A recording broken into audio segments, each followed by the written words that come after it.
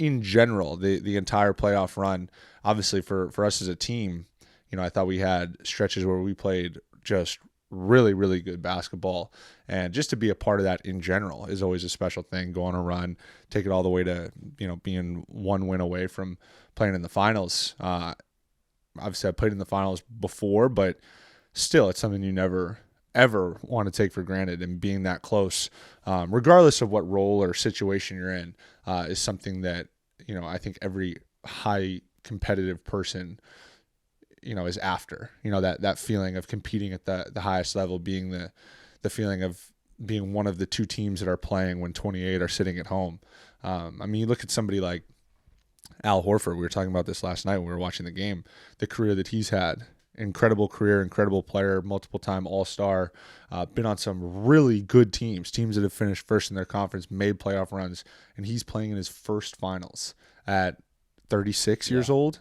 Yeah. So for myself, being in year 4 and being on the doorstep of being in my second finals is not something that I take for granted at all, because I've just heard so many stories, and I'm fortunate enough to not be able to necessarily speak to experience because I've been on really good teams since I've been in the NBA, but that this stuff is just not guaranteed. You can put together a roster and think, we got a chance. We're a competitor. We could win it all. And very rarely do the pieces all come together where you can get as close as we did. So, from that standpoint, the team standpoint, just super appreciative and grateful to be a part of that experience, and to learn and to watch and to live it, and to face adversity in a series from a team standpoint, seeing how people come together and, find solutions and try to win games in different ways. That's what the playoffs is all about. And then also from an individual standpoint,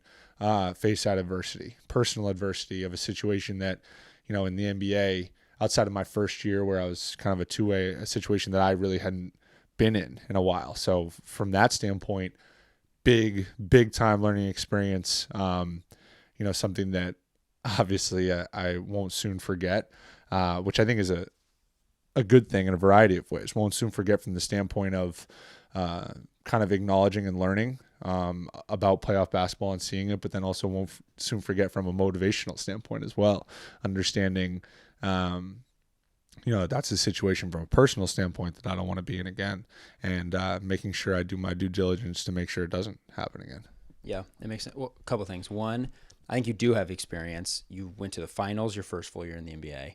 Then you guys get swept in the first round, and then you're back to the Eastern Conference Finals. That's a broad spectrum of, obviously you can miss the playoffs. Yeah, but I've also missed the playoffs. First year, missed the playoffs. Yeah, right. Yeah. So you have. We've talked about how you have now crossed the threshold into being a quote unquote veteran in the NBA. You're going into year 5 now. Yeah.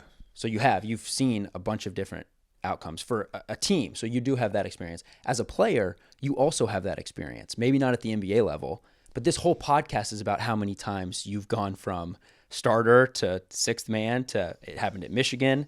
You went through it in high school, and I talked about that with Harry. I talked about that with your mom. It's like these weren't new experiences for you. You've gone through this roller coaster before. Does it make it any easier? This is obviously on a bigger scale.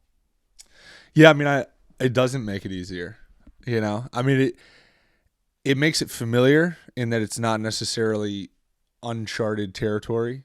And, I was thinking about this the other day and having this conversation with some people who have been in similar situations in their respective careers and in different ways, so they're not perfectly comparable situations. But, and I've said this on this podcast before, it does not matter if you're playing JV basketball, if you're playing middle school basketball, if you're playing college basketball, if you're playing in the NBA, the highest level, not playing it sucks, in a lot of ways, especially when you feel that you're capable and you feel that you can help win.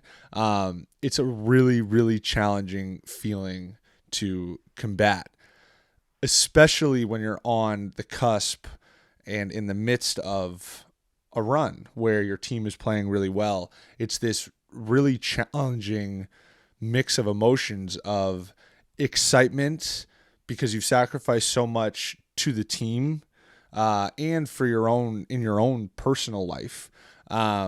to be in this situation. But you also understand that with that sacrifice comes an expectation that, and I'm not somebody that I don't need to be the center of it all. I very much have a certain level of awareness of and where I kind of fall in a pecking order of the social or not necessarily social, but like hierarchy of the NBA. But from the standpoint of just wanting to feel like you have a role where you're contributing to winning, and that's where it gets really challenging, because it's this internal mix of feeling like you're capable and competent to contribute, to perform, and not necessarily whether it be getting that opportunity or feeling as if you've maximized the opportunities that you've had to parlay them into further opportunities. So, I mean, yeah, I have been in those situations before in terms of, being taken out of a starting lineup, having my role shift in the middle of a season. But at the end of the day, it doesn't make it any easier. And that's something that I think is talked about all the time in terms of, in general, team settings, right? People talk all the time about sacrifice. What does it take to win?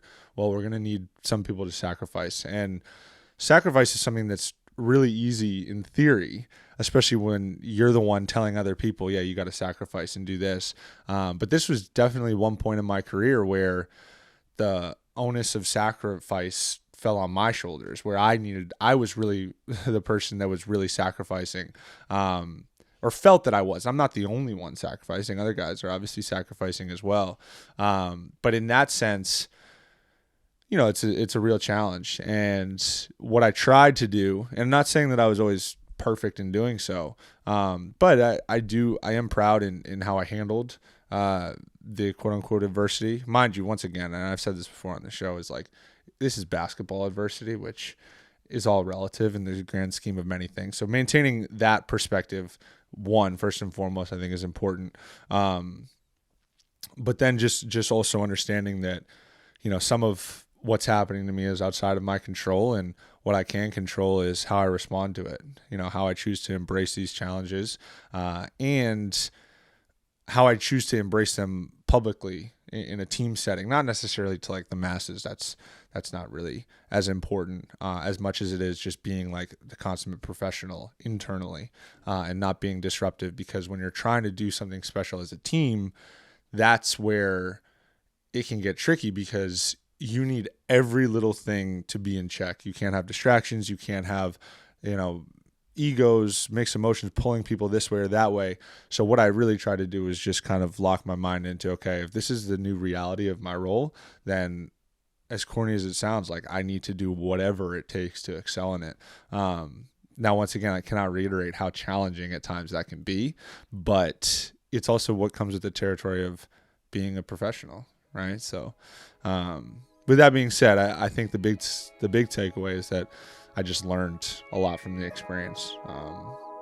But, hopefully the goal is, right, to go through something and be better off because of it.